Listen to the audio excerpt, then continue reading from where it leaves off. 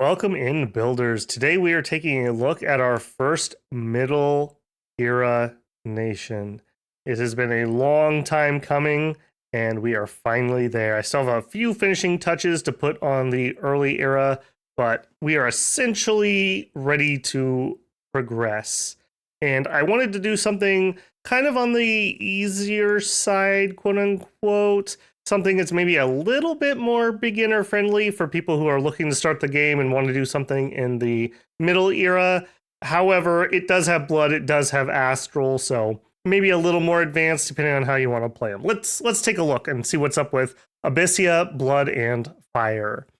Abysia is a hot wasteland, at the center of which lies a great volcano whose lava-lit caverns are inhabited by magma-born humanoids. Their flesh radiates heat, and they are not harmed by flames. Abyssians are stronger than humans and prefer heavy armor and weaponry. Bows are not used, as they would burn to cinders in the glowing hands of the Abyssians.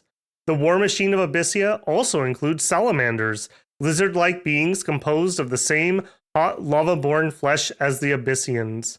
Abyssian warlocks are very powerful blood mages and skilled crossbreeders. The anathemant priests of the flame cult practice blood sacrifice to strengthen the power of the awakening god.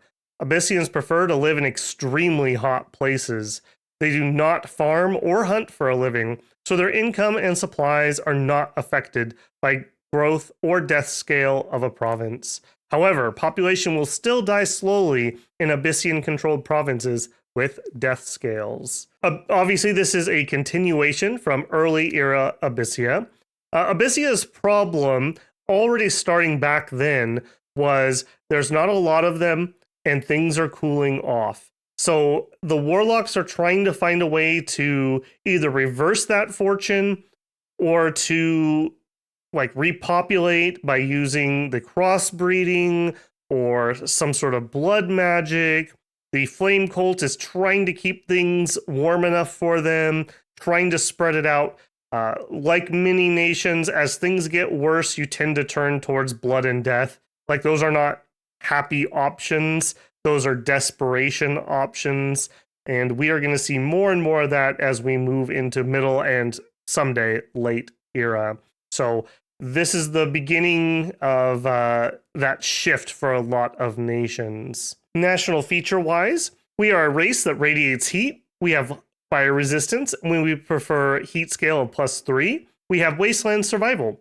Death and growth scales have half the standard effect on income and population growth and have no effect on supplies. We get extra gold and resources in cave forts. A whole lot to unpack there a little bit. We still have our radiate heat from our true Abyssians, which we will see we are not comprised entirely of Abyssians anymore.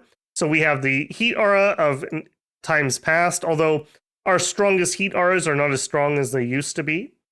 We have fire resistance, and that's pretty much true across the board. We like it still very, very hot with a heat scale of +3. And we have wasteland survival, I think, on everybody or basically everybody. That's a nice little bonus there, especially because death scales do not affect our supplies. So we can move troops around relatively easy if things get bad. Or we're dealing with other nations who have killed off a lot of pop. We also have the extra gold and resources in forts. Another key one, anybody who has that really wants to get down into that cave layer. Do remember that the cave layer is not affected by seasonal heat changes, so you can kind of plan accordingly if you think you're going to live in the cave. For our military, we use heavy infantry, we have no missile troops, and we have salamanders. I would say in addition to that, we also have medium or light troops. I'll have to kind of get a feel for middle age to see how I want to class things, but I would not call 9 protection heavy for sure. Probably on the lighter end of things. Magic-wise, we are still very strong in fire, although we are not as strong as we used to be. We are very strong in blood and pretty strong in astral, and we have a tiny bit of earth left in us. Our priests are very powerful. We can recruit holy 3s that are not cap only. Very nice. And we can perform blood sacrifices. Might be pretty useful to push out your scales because you will probably have very high heat and you would sure like to fight in said heat. So that could be a nice way to kind of encourage things along. For scales and blesses, we have a heat limit of +2, meaning we can go up to 4 heat or neutral heat scales, a death limit of +1, and we get a bonus bless point just for free. Building wise, we use standard forts. Now, standard forts in the Middle Era means castles. So you build your initial fort, you upgrade it once, and then you upgrade it again into a castle. So anyone with standard now will have castles. Our forts also reduce heat scale deaths by 2 steps. So we can go up to that 4 heat, and it would act as if the heat was only at 2 for the purposes of killing off our population. And remember that our scales do not affect our supplies. So pretty darn nice there if you can fort up areas that you want to keep the pop in and not have it die off, which would be often because we're going to want to do blood hunting. So we don't want to be losing pop for nothing if we can help it. But yeah, we will see that we are probably going to burn the candle at both ends when it comes to population. For sites, we have 2. We have the Smolder Cone still. It allows us to get our Warlocks and our Demon Bread, and gives us 4 fire gems and increases the heat by a maximum of 4 in our capital.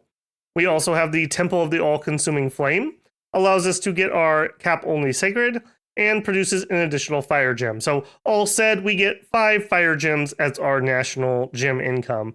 A little unfortunate there. It plays into our one-trick poniness a little bit with fire magic. So luckily we have the blood and astral to back it up, and we can get out there and maybe do a little site searching and get a little more gem variety, because it is not the best when you have a nation that only is specializing in a single type of magic or only has a single gem type of income.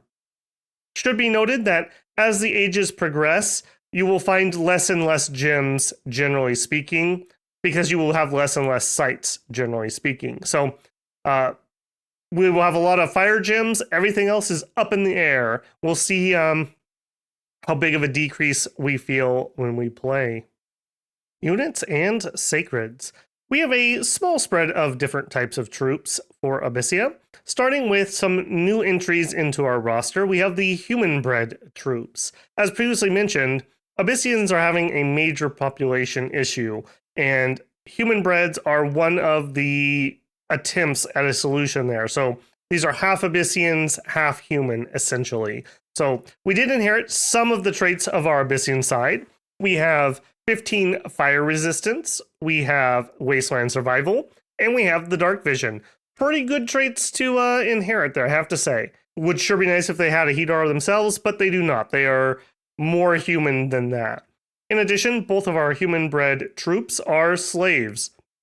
So they have a slightly lower morale, but drastically lower upkeep. That's actually going to work out in our favor, I would say. We need troops to go out and patrol for blood hunting, and this is a relatively cheap option.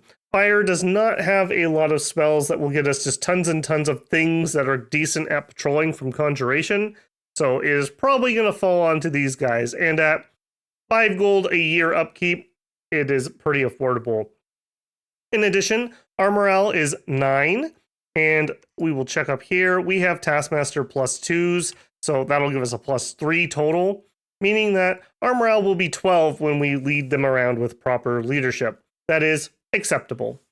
Otherwise, we are hardier than a normal human. We have 12 HP, we have a little higher strength at 11, and otherwise we are relatively human traits. I guess 11 magic resistance is a smidgen higher.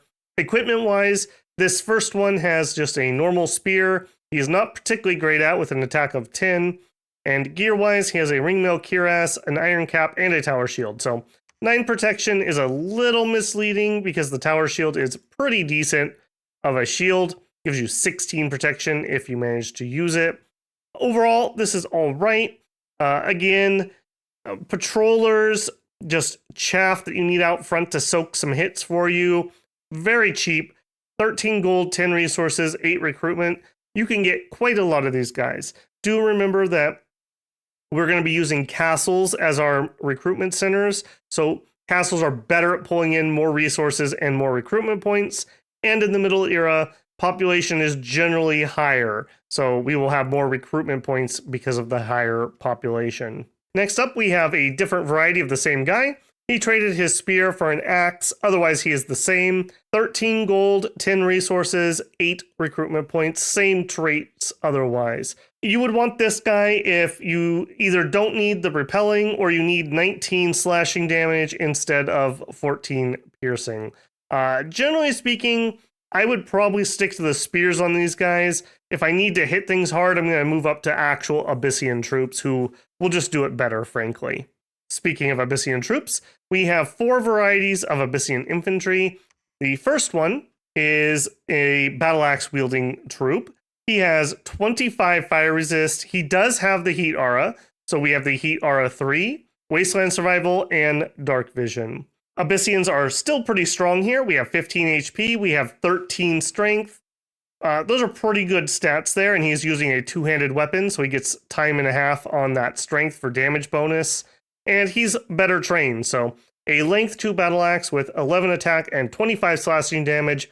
Very nice. You can cut some things down pretty well there. And we're going to need those higher damages because in general, in the Middle Ages, technology for armor has increased and you'll see more troops with better protection than we did in the early age. For himself, he is using a plate hauberk and an iron cap, giving him an average of 17 protection. Pretty decent for a 2-hand wielding troop.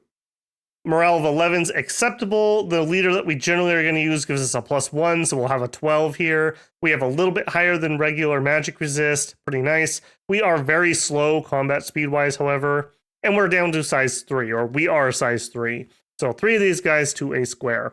Very good at chopping down things that you need to hit very hard and aren't super duper defensive. An okay troop. I think he is overshadowed, however, by the next variety. This is Abyssian infantry wielding a flail. Flail is a very nice weapon. This is another 2-hander. You get a +2 attack versus shielded units, and you have 2 attacks with it. So a square with 3 of these guys in it will be able to put out 6 attacks. That is pretty darn nice. Otherwise, we are equipped the same as the previous troop, and we have, I believe, exactly the same stats other than defense. Yeah, our defense is slightly lower because flails have a -2 on defense.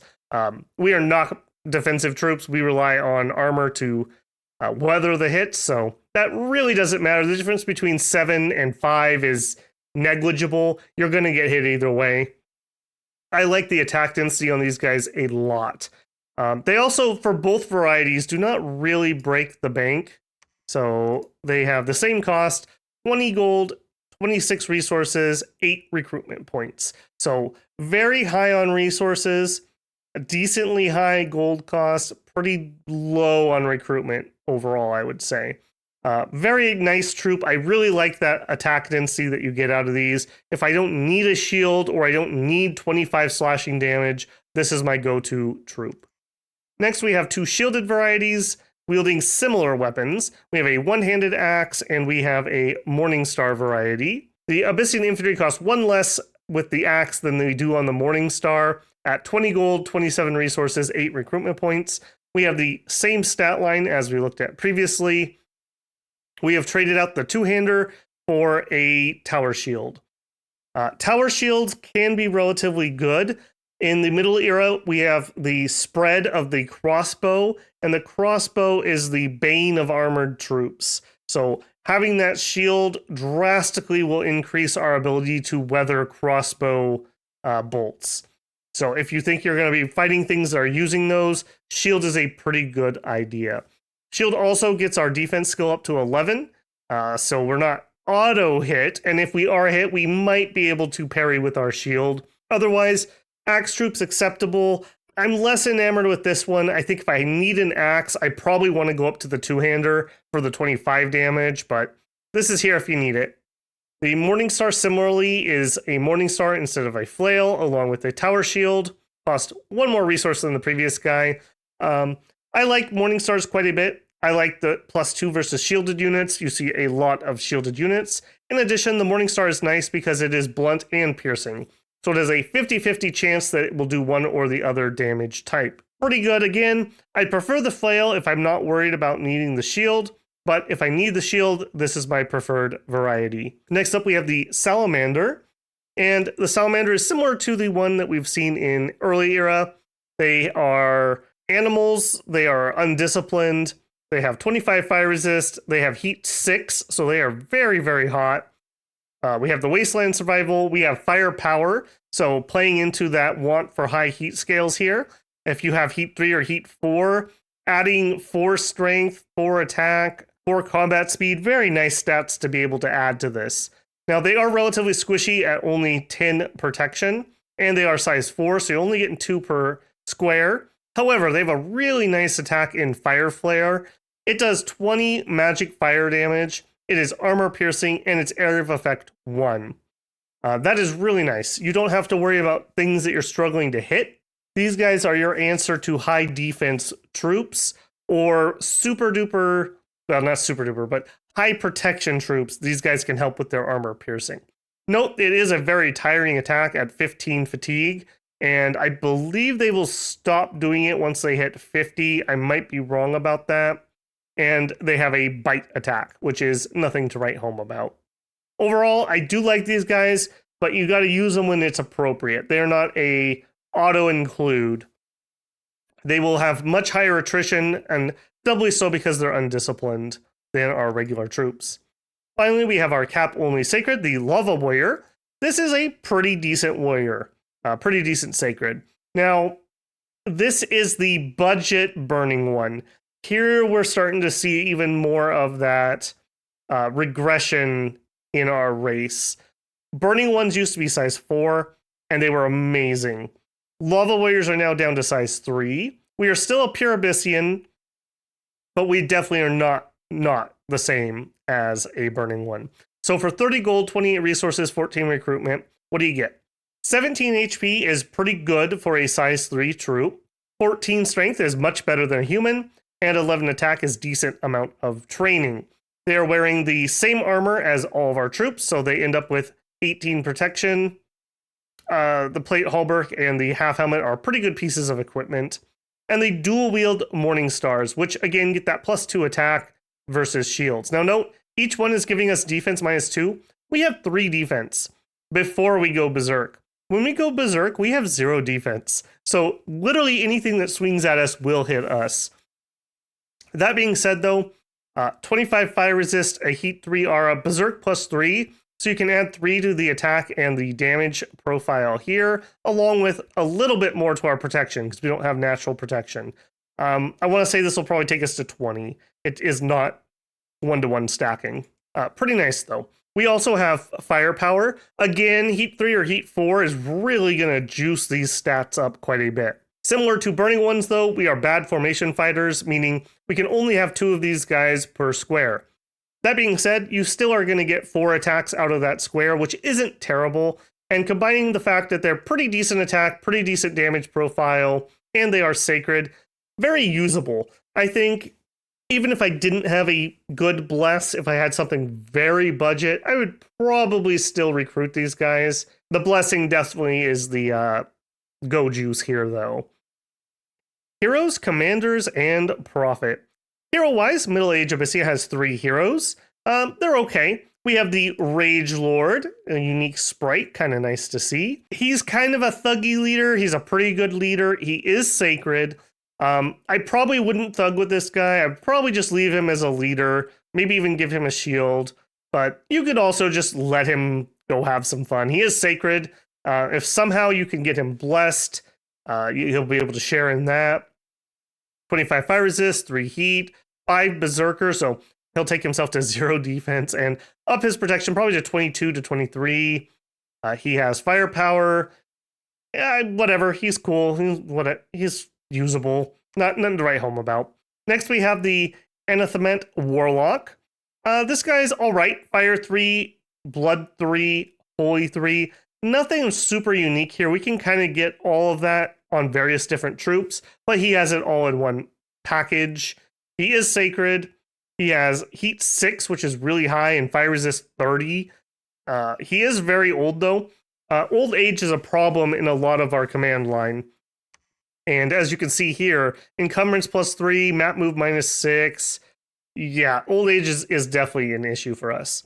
He is a adept crossbreeder, so if he does the crossbreeding spells, he'll have a better chance for better results.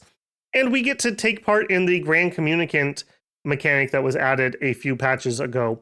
This essentially lets you add more members into the ritual, and each member acts like you're adding additional gems into the spell casting, like you're overcasting the spell. I don't know. It's definitely more of a multiplayer thing than a single player thing. Let me know if you have found this like super useful in multiplayer. I have not done any 6 multiplayer yet, so I don't really have strong feelings about it. I think if you have it, you might as well take use of it, but I don't know. It's here or there to me. Finally, we have Slayer. He is the last of the Slayers from early age, which were our demon-bred assassins. So he's pretty good at being an assassin. His big downside, though, with only 15 protection and only 12 defense, I do find that he just gets killed, which is unfortunate because he's pretty cool. And he's pretty cool. Flying assassins are nice. He's got the heat aura. He's good with the weapons. I think he would sure like a protective item. Maybe trade out one of these for like a parry dagger, or maybe even a shield, or I don't know, give him a helmet would help some. Give him a bark skin amulet. If you want to like just play with him, you're going to need to give him a little bit of gear. I just use him as an assassin generally because we have recruitable assassins, even if they're not as good as this guy. So it's not like he's our only assassin that we're going to get. Going up to our commanders, we're starting right off with an assassin. So we don't have an actual scout. This is our stealth unit. That being said, he's a decent assassin. So for 95 gold, 10 resources, 1 recruitment point, what do you get? 17 HP, 14 strength, 13 attack skill. So this is a pretty good line of attacks. Dueling daggers at good attack value, at decent damage, and they have a strong poison. Pretty darn nice. And he's at least wearing something. So he's got 12 protection on his body. Again, if I was somehow able to do it, I would love to give these guys bark skin amulets. That would really juice up their protection and make them a lot better at killing anything other than just a weak old man mage. They would have a stronger chance of taking out like a commander or something. That being said, they're okay and they're cheap enough and they're not cap only that I do like using assassins as Abysia. Soften up provinces, etc., etc. In the game behind us, I took a throne after 1 assassination. I don't know if the AI had been weakening it or what, but they only had 1 leader left for some reason. So when I attacked on the following turn thinking, oh, well, I didn't get any of the mages, everything just retreated and I took the throne. So that was pretty nice. Assassin expansion is kind of sort of still a thing.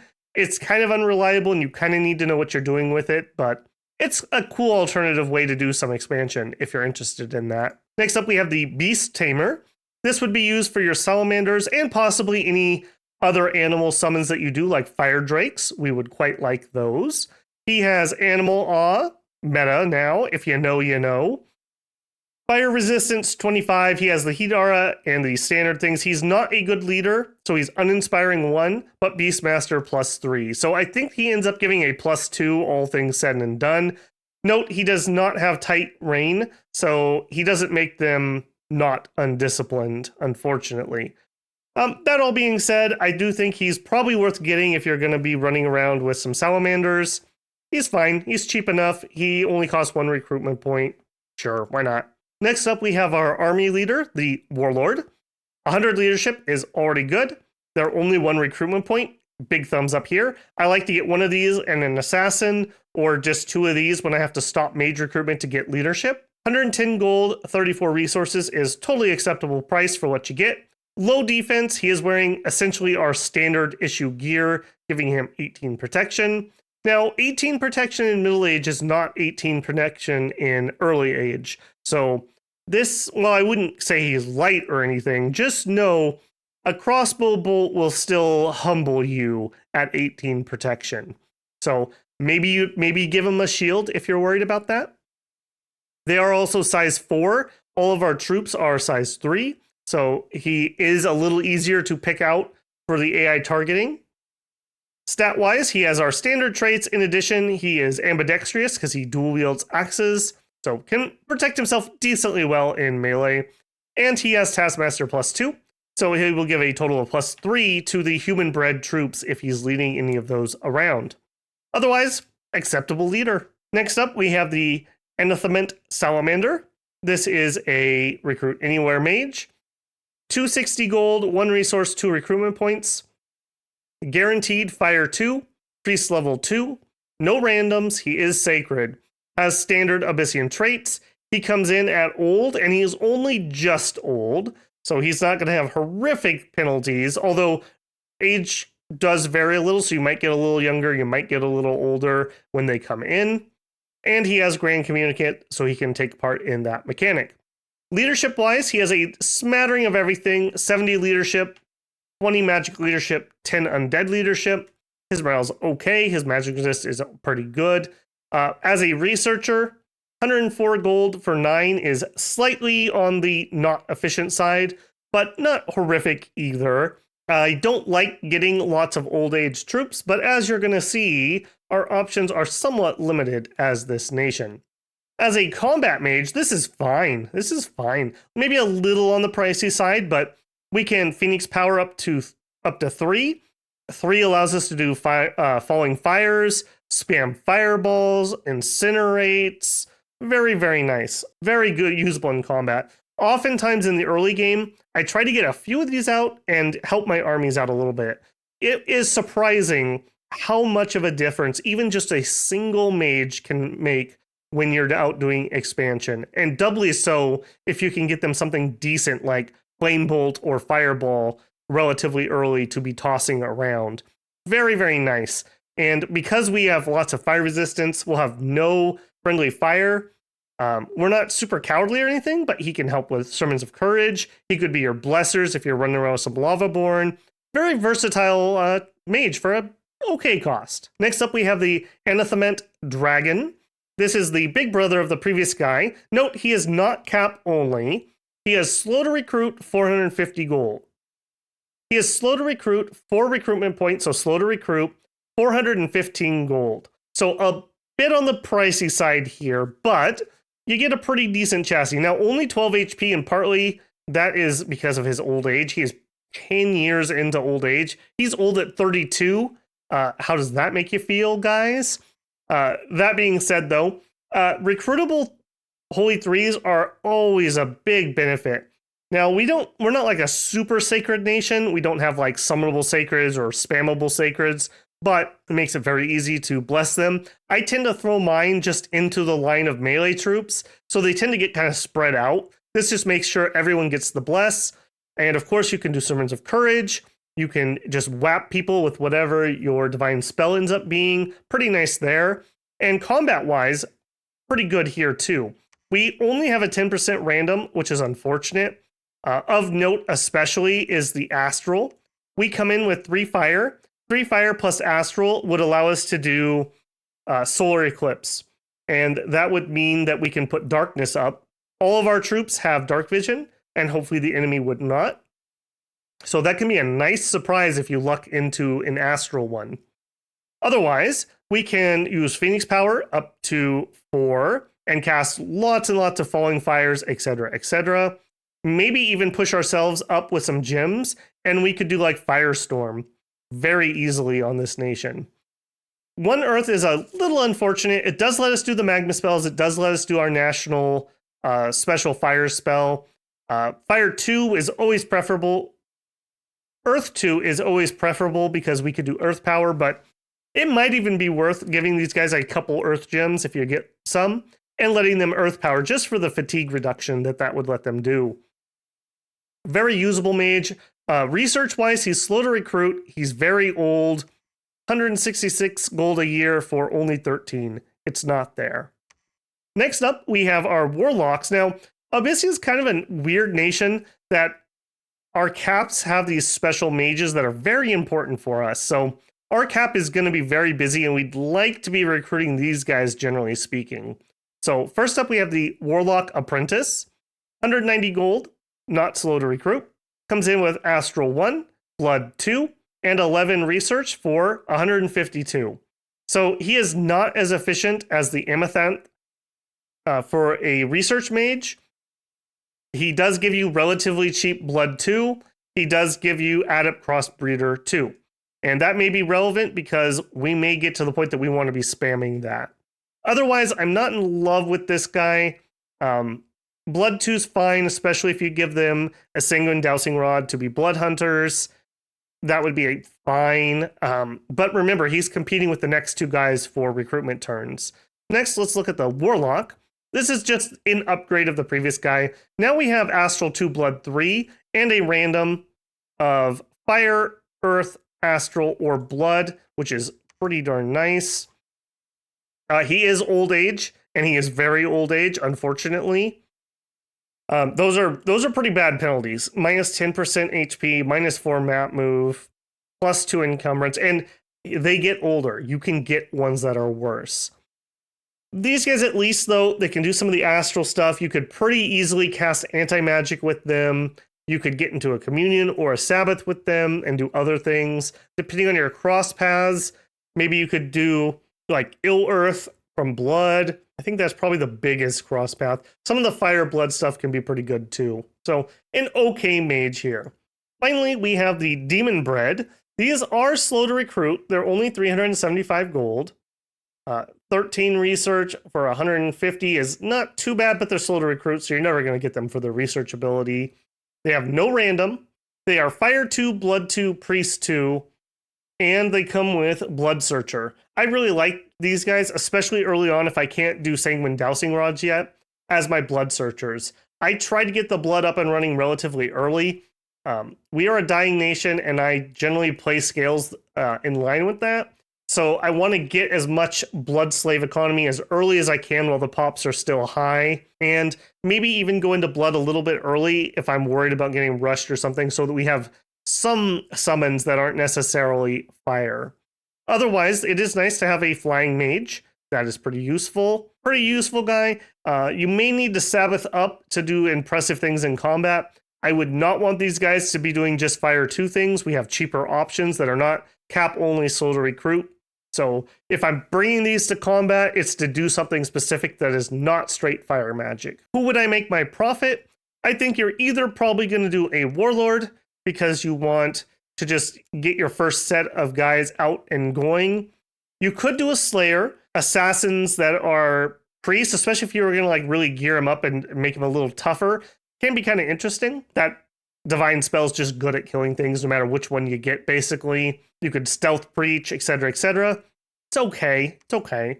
I could see a Demon Bread, just simply because he can fly. His upkeep's not ridiculous, but in this case, we do have Holy Threes that are recruit anywhere, so I'm less worried about like really like getting the perfect chassis guy. And our mobility is pretty bad on this nation, so a flying prophet definitely interests me, I would say. Yeah, I think any of those three are fine. I definitely wouldn't go with just a regular mage or the Beast Tamer for that.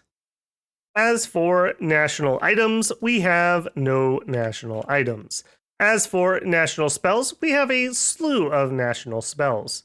First up in Conjuration, we have Summon Spectral Infantry at Conjuration 2, and we have Pride of Lions at Conjuration 3, and finally we have Summon Scorpion Man at Conjuration 8. Let's take a look at those. Spectral Infantry summons in Smolder Ghosts, and it is decently efficient. So for a Death 1, Fire 1, note we do not have native access to that. But if somehow we empowered or I don't even know what the name of the Fire Death Crosspath indies are, but they're exceedingly rare. So you're probably building a prophet, or you're building a pretender, or you're empowering somebody. But this is not a bad spell.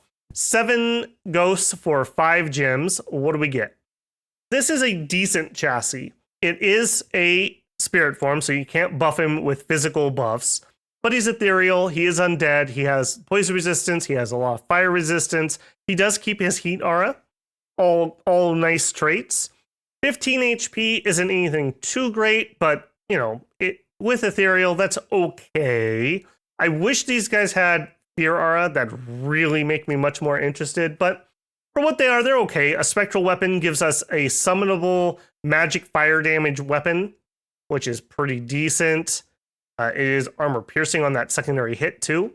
So they're fine. I don't think I would design a pretender for it, but we don't have anything else to use for death gems. And they do have fire resistance, which if we did get death, our regular long dead, we're going to end up friendly firing them really bad. So I think I would prefer to get these guys. And then even if you just use them like slightly better long dead, I think that'd be okay. Pride of Lions brings in a standard lion. I don't see a lot of use here. It requires you to have nature 2 and it costs 9 gems for 15 plus lions. I guess your pretender could do this if you went nature, but the big thing for these guys is that they have dark vision. All of our troops have dark vision, so I'm not seeing it here. I think if you did have some nature stuff, you have more interesting things you could do, like barkskin amulets might be of interest to us, or maybe even some supply items, ironically enough. Finally, we have the Scorpion Man at Conjuration 8. It's a fire and a earth to summon, so we can do it natively, but we're not really a super high conjuration nation, and it costs 12 earth gems. So if we get any earth gems, we probably have better things to do with them than summon in one of these guys. That being said, he's okay. I mean, he is sacred, so he would get your bless. He does have fear. He has a decent stat line and a bajillion attacks, including Gaze of Fear, which is really powerful. Area of Effect 5 fear, range 40, fatigue 3. So you can just pump that out for days and days and days. But I've never made it to these guys. I don't think on a single nation I've ever actually summoned a Scorpion Man. They look cool, but they come in way too late, generally speaking. At Alteration 6, we have Hellscape. Requires 4 fire. Note, we don't have a native 4 fire. We have 3 with a 10% chance to get one. So you're looking at maybe an Empower, or you're looking at a booster. That being said, for 10 fire gems, remember we have 5 income just at the get-go. Hellscape's not bad. Range 5, hits them with a anonymous, unnatural event that is totally not a national spell that everyone will know who's doing it to them. It gives you heat scales +3, death scales +1, minus 10% pop, and plus 20% unrest. An amazing spell to hit, let's say, the enemy capital with while you siege them, to not only give yourself extra heat, but just pump up their unrest, lower their population. A great spell. Use this in front of your advancing army so you get to fight in your preferred temperature. Very nice, very nice. Next up, we have another one in Evocation. In Evocation 5, we have Liquid Flames of Ro. Now, this is a spell that a couple different nations have. It is still pretty decent, and we can cast this out of the box with our slow to recruit Amathine Dragons. It's a good spell. Range 30 plus. It's Area of Effect 1. It's only 20 fatigue. Does 24 plus fire magic damage. That is armor piercing. And it has an Area of Effect 6 that does 10 fire magic armor piercing damage. And it leaves a heat cloud behind. All of our troops are 15 to 30 on the fire protection. So unless you hit them dead on with this, they'll generally be able to ignore the splash damage. Great spell if you're nice and close. So advance and cast spells, or hold to let the enemy get to you. The fire clouds are not a problem for us and will tire other people out if they haven't got fire resist themselves. Pretty good spell. I would probably use this over Fireball if I had to choose between the two, but if I had to go up to Area of Effect attack, I would use Falling Fires, probably. Depends what I'm hitting, I suppose. Very similar spells. We do more damage in a smaller area with the Liquid Flames, so maybe you do need that to get through fire resistance or high protection. Either way, relatively usable. Next up, in Enchantment, at 5, we have Inner Furnace. That is 3 fire, and it is a buff for the entire battlefield that makes our heat go up from all of our Abyssian troops. I think it raises our heat by +1, I want to say. That used to be a lot more impressive because it would scale in intensity. Now all we do is we scale in size. So while it's kind of cool and sure I would use it if I got here, what are we coming down enchant 5 for? We don't have ranged weapons. We don't. You really need fire. I guess you could get fire shield. I mean, that'd be fine. So I don't know. I don't see that one being super good here. Finally, in blood, we have infernal breeding. Now, unfortunately, we don't have a bigger version. So I guess you could look at it 2 ways. You don't have to like save blood slaves for a more efficient version like some nations do, but conversely, we don't have a more efficient version. So infernal breeding here, for 2 blood, so we already have plenty of guys who can do that, and it gives you 16 plus, so if you have higher blood, you get more results. Also, remember, we have a few guys who have adept crossbreeder, which gives us better odds on better things. Crossbreeding is also affected by your luck scales. So you may consider going higher fortune to try to push the scales, the odds into a better result that way. For 25 slaves, we get a range of really good to really bad troops. Let's take a look at what we could get. So everything from Smolder Ghost down is on that list. So at the high end, Hellbred Giants. These guys are great. They're size 8 giants that have 2 attacks, and look at that, 37 damage. And they're giants wearing Abyssian plate. Love to see it. 14 morale, great. Magic resist is fine. Plenty of HP. All around pretty dang scary troop here. I'm not going to go through every single one of these, but those are really good. Like the Horites, they've got some magic resist, but otherwise they don't do anything. Hellspawn, very, very nice. This is essentially flying salamanders. So hold and attack rear anybody with area of effect fire attacks. Yes, please. We are part undead, part demon. I believe that means you need undead leadership to lead them around, which will be the same for a lot of these guys. I guess not a lot of these, for a couple of them. Moving down, like this guy right here, he's got 3 attacks. That's not terrible for a guy wearing plate mail. We also have some kind of junky stuff. Like, I mean, I guess at least he has attacks, right? Like, at least he has a lot of attacks. Overall, though, I do like this, and I do think you should probably spam this. If you don't like that spell, though, you could also just do other blood things. So another big one for us would be like Bind Archdevil. We could random / boost ourselves into this relatively well. Ritual of the 5 Gates could be pretty decent. With some boosters, we could do Infernal Disease. So lots and lots of things in here. I would call out Hellfire. We can cast this pretty easily.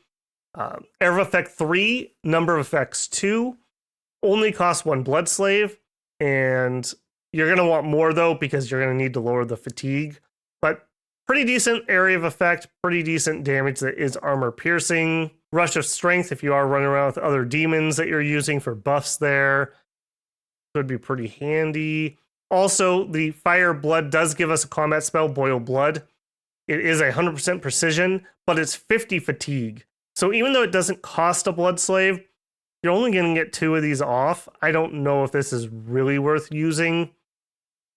I guess if you were getting thugged, maybe. It does have 100% precision, and it is armor negating, and it's magic resist instead.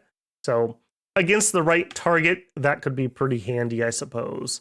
Otherwise, just the Fiery Imps or Summon Imps in combat just gives us some more chaff that we can have, which we kind of struggle with that. We have the human breads now, but if we're getting vastly outnumbered, having some throwaway troops can be pretty handy there.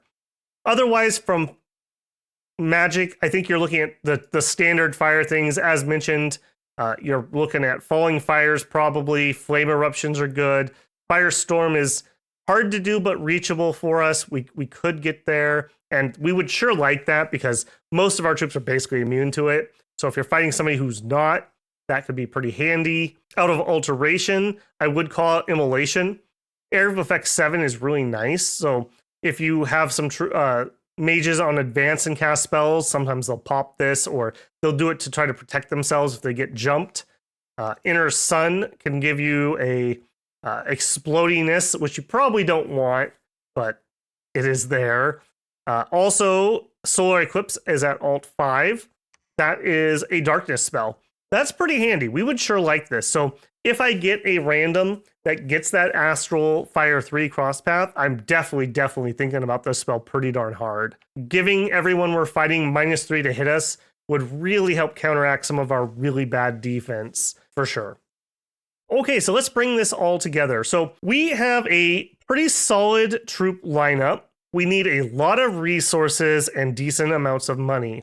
We have some interesting scales manipulation where our growth death does not affect us as much. We like it very hot, and our forts reduce heat scale deaths. So I think this is a nation that we want some pretty nasty scales on. Probably high heat, probably some death, which is relatively unique. A lot of nations do not like death.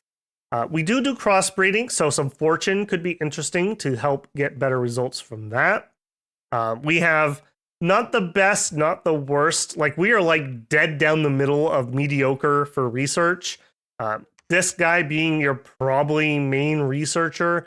9 research for 104 gold. While not bad, that's not fast either. We don't have air access, so no Alquils, no glamour, no, lots of no's on that. So getting some imps from construction for the, I believe it's +2, might even be worth considering. Lightless lanterns were moved down to, I believe, 7. So you are a very long way from lightless lanterns. That used to kind of be our thing, is we'd rush into that. I don't think you can rush construction 7 anymore. So that's unfortunate. We do have Holy Threes, which is beautiful. Very nice. So if you want to take an immobile, you want to take an imprisoned, go for it. It is not overly painful. We have a usable but not nation-defining sacred. So you may consider going for a Mage Bless. And we do have a pretty good sacred mage, both of these ones. So some people like to take unaging and to lower their age down to either not old age or just barely old age. And that will give them much better stats. I'm not the biggest fan of that one, but I can see why people like to go that route. In the game behind us here, I had a really bad start spot. We had a dead end with a throne. We had a lake I couldn't cross. So not the best expansion, but I still did fine.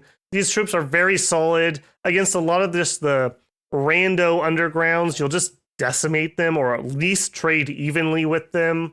I took out Agartha relatively early. I expanded better than he did, and I just outproduced troops, essentially.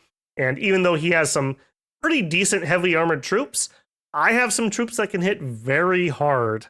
So that was not a problem for us. Also, Fire 2 is a pretty easy path to make use out of. So I went Evo 3 for Fireball, Conj 3 for Summon Phoenix Power.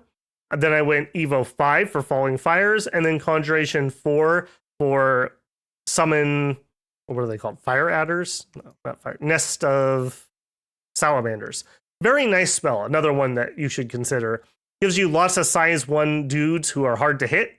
Can help fill in your lines and just add some chaff to your line. And super cheap. We're flooded with fire gems. Or you could give everyone a jar of fire. Just have all of your mages do one of these at the beginning. 10 plus is not a bad amount for what you pay. We do quite like being underground. We get those bonus resources and bonus income, but we also don't really have a penalty up top. Although if you go very high heat, do note that you will kill off things up top in the summer most likely. Pretenders and blesses. We have a smattering of different chassis here. Not the best, not the worst for numbers. Down in the Dom 1, we do have a unique. We have the Great Warlock. He is notable for being dirt cheap. He is only 80 points. Comes in with just blood, but, you know, he's a Dom 1 guy. Only costs 10 for a new path. And he does have Adept Crossbreeder 8, which is pretty darn high. I think if you're going for a Rainbow Bless, consider this guy for sure. The Adept Crossbreeder 8 is pretty good, but you have to weigh like him doing that versus doing research. Could go either way. Another interesting one is Freak Lord. Do you want to pay 20 more points for a little higher Adept Crossbreeder? My answer is probably no. I think I would rather go slightly lower, but much cheaper. Note, we also have the Fire Resistance and Abyssian traits, whereas the Freak Lord does not. So I think this is by far the best Dom 1 for us. Moving up to Dom 2, we do have a relatively uncommon one with an Azzy. This is like a, I don't know what it is, like a Chaos Death Dragon, essentially. Now, unfortunately for him, he likes Turmoil, and we kind of like Order because we're going to do lots of blood hunting. So that's not great. We already have Heat Scale, we already have Death Scale, so those don't do anything for us. He also uses Chaos Power. I just don't see Turmoil Abysia. Maybe I just don't see it, but he does have a Fire Breath, so if you did want to use him, that'd be okay. Again, unfortunately, the Fire Dragon has the same problem. He does Sloth, and we desperately want production scales, so I don't think that he's the play there. Now, somebody like the Solar Serpent, now that's a little more interesting to me. The extra order could do something for us. I don't like this guy as an expander or anything, but some people claim that you can do it, so I won't say no necessarily. Moving up to Titans, we have some of the Middle Eastern, some of the African ones, some of the like Egyptian ones, a smattering. Of course, we have the classic Demi-Lich. Of these, I would say the most interesting to me is the Netter of Crafts because he has an increase in production scales. That can be quite nice if you're going for more scales troops, which you probably are since we don't have anything beyond cap only okay sacreds. Moving up to Dom 4 ones, note we do have Divine Glyph for 90 points. That's pretty dang cheap. He does give you an additional order scale, which could be interesting. And he's okay. He is an innate spellcaster. He has Sight Vengeance. He is ethereal. You're probably going to want to be able to teleport around with him or maybe even gate around with him. These are paths we already have, though, so not getting any like extra magic out of that. Another one I quite liked is the Sacred Geyser, just because you could use some water magic to get some different kinds of blesses in. He does have fire resistance and a heat aura, so he'll fit right in there. The Betil of Writing is also interesting because he raises the order, and he is relatively cheap at 180. Brings in some different magic than you would otherwise have. I guess we should also call it the Betil of Stars for having higher fortune. Maybe you go something where like you just rush Infernal Breeding with luck 3 and like you really push the blood hunting. This could be pretty good. I do like luck scales for that. Maybe you just want to literally lean into blood, but again, I don't like the turmoil on this nation, so I'm not really sold on Blood Fountain. Okay, let's take a look at a couple examples of pretenders that I made and I've been playing around with. Oh, it's even got them sorted by ages. So nice, so nice. I'll have to come back and clean out early age at some point. Not yet, though, not yet. Okay, let's take a look at Pool of Sacred Tears. This is using a geyser, and he comes in at Dormant. And you could definitely do this as Awake, but I didn't really need the Awake to expand, and I just wanted a little bit better scales than I would otherwise get. He's going to give us Quickness and Blood Surge. That's perfectly acceptable for our Lava-born Sacreds.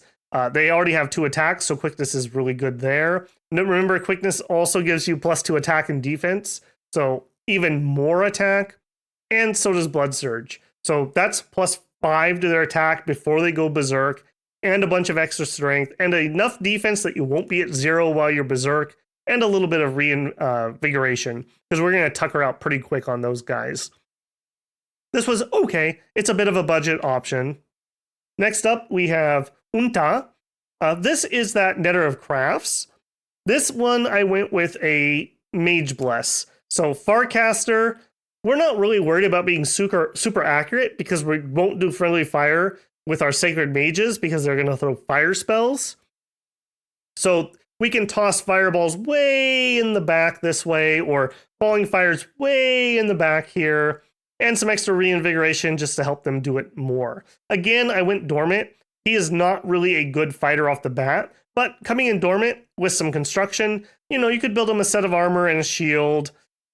He has good cross paths that we don't really have much of, so we can make some astral boosters. We can make the earth boosters, which would be quite nice for our slow to recruit mages. We could do some earth rituals and some astral rituals that we otherwise couldn't reach. I thought this guy was all right. Magic 2 also gives us some better research, and we're not as deathy as I've been taking on a lot of these, so slightly better scales. Of the three, I like Kilzamor the most. He is a humble warlock, just a humble warlock. He starts awake and brings in relatively decent scales, 2 order, 2 production, 4 heat.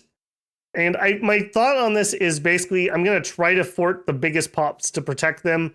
And I'm going to be killing them off anyways from death. So all in on that. He comes in with reinvigoration, with magic weapons, and with blood surge. Now, that maybe not sound like the best, but that's pretty decent. That makes our mediocre sacreds just, again, usable midline troops, I would say. He also has that adept crossbreeder and pretty high research. So he just kind of gets things kick-started for us and relatively mellow otherwise. Okay scales. I do want to show off this bless just quickly because it was better than I thought it was going to be, in all honesty. So here I have a throne battle. Now, I mostly have either flail troops or lava-born in this line of troops. So there's a decent number. Wherever it's thinner with 2 troops, that's the sacreds. And I have a big line of fire mages and our prophet. Note our warlord also has a unique prophet skin. He puts on gold armor. So there you go. Bling bling for Melek E. Joss, the prophet.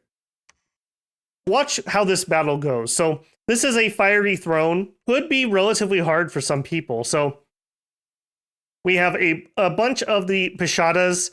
They're like ghoul monkeys. We're not particularly worried about these guys. They don't hit hard enough to really worry us too badly. We have a bunch of... No, not you. Bunch of these. A bunch of Chthoric Lions. Now, Chthoric Lions have 25 invulnerability. That's actually high enough to be somewhat difficult for us to get through. In addition, they're piercing and slash resistant. So these guys could be kind of hard for us. We have a whole bunch of fire snakes, which not really particularly worrying for us. We have a whole bunch of shadows, which are ethereal. We have a bunch of Ghana, who are ethereal. And we have a Sphinx back here who has a bunch of astral magic. So I think some people have probably already figured out where this is going, but... So as a reminder, our bless here. Magic weapons, blood surge. We're getting some stuff from some thrones I have, but magic weapons and blood surge and some reinvigoration. So watch what happens when we connect here. So our fire goes out, just easy magic to use. Look at that, we praise Rex all day, every day. Nobody got hurt from that. Now, these 25 would be really hard for us if we didn't have magic weapons. But we are basically just gonna, between the fire and the magic weapons, like you can see these guys berserk already on this guy. Over here, we're berserk and we have our blood surge. So 22 attack twice for 30 damage, and it's either piercing or blunt. And it's a magic weapon. Very solid. Look who shows up in the back line. Oh my goodness, this is going to be kind of difficult. He's got ethereal, or she's got ethereal, and she put up astral shield. Oh no, we're just going to swing away, we're going to miss and then paralyze ourselves, and we'll end up fear routing. This is going to be horrible, and she's blurred. Like, this is going to be so hard. No, it won't, because we have some of our sacreds here that are going to be hitting her. And we are just going to chop our way through that. All these ethereal things. Now, note over here, we don't have sacreds. And this flank's going to hold out a long, long time because we just don't have the sacreds over there. We're relying on the magic to do all the damage.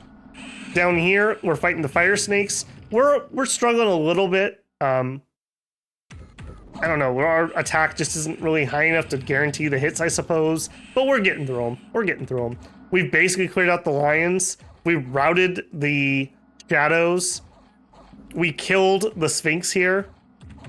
And these Dust Warriors, they do have fire resistance, so good on them. That's why they're still around despite the falling fires. But that's all right. Our fire mages are also priest level 2s. So they've gone off a script, and now they're just gonna Stellar Decree them to death. So pretty darn nice there. If I didn't have that magic weapon bless, I'm not entirely sure I would have won this battle. I think the shadows would have slowly worn me down, or the Cathoric Lions would have held out much, much longer than they did. So a relatively down-to-earth bless, but in practical use, pretty good. Another thing to think about is Middle Age has Middle Age or more. So I think for every nation, you have to consider, is it useful? Do I need something to counter Middle Age or more if they're in the game? Now, I don't think we do. We can get away with troops because we don't use a lot of supply, and fire magic is pretty good. But if you're worried about that, maybe even take solar weapons. I mean, we at least have an okay chassis for them. So pretty interesting there, I would say. All right, in conclusion, Middle Age Abysia, pretty interesting nation. If they weren't so reliant on switching over and using their astral and blood, which, oh, I should say, I didn't mention this before. So if you made it to the conclusion, here's some secret lore for you. With astral and blood, we also can do send lesser horrors. These are very, very, very nasty. Once you get things horror marked, it's basically putting them on a ticker to die. And we can get this and we can spam it, especially if you have a pretender who can make you boosters that do that. So keep that in mind. Astral blood is super, super nasty. Otherwise, though, I think this is a decent nation, relatively straightforward, good troops.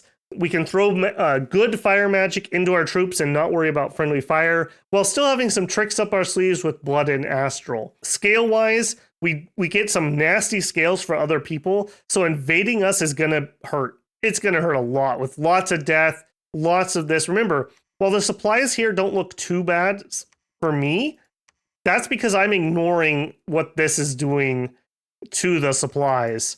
If I was another nation, these would not be friendly places to be heading for sure. Let me know which of those three pretenders that you liked. I'm kind of open to all three of them. I liked them. A Titan is relatively rare for me. I like the blessing on Kilzamore. I think that's a pretty decent budget bless. Let me know if you have a different type of bless that you like for these guys. Do you go the unaging route or the half dead route? Another way you could possibly think about going. And let me know what you think about Middle Age Abysia. Still warm. We're not done yet. We still could come back. We could stoke those embers. All right, I do want to say thank you to all of the channel members. You should see some names on screen here for really going above and beyond to support the channel. A huge thank to anyone who comes into streams and hangs out and is just fun to chit chat with while we do the stream. And another big thanks to those of you who donate, whether it's super chats, super thanks, or gifting out memberships. It's really great to see. I really appreciate that. Let me know your thoughts here, and I will see everyone on stream. All right, take care, builders. Go build yourself a campfire. Stay warm.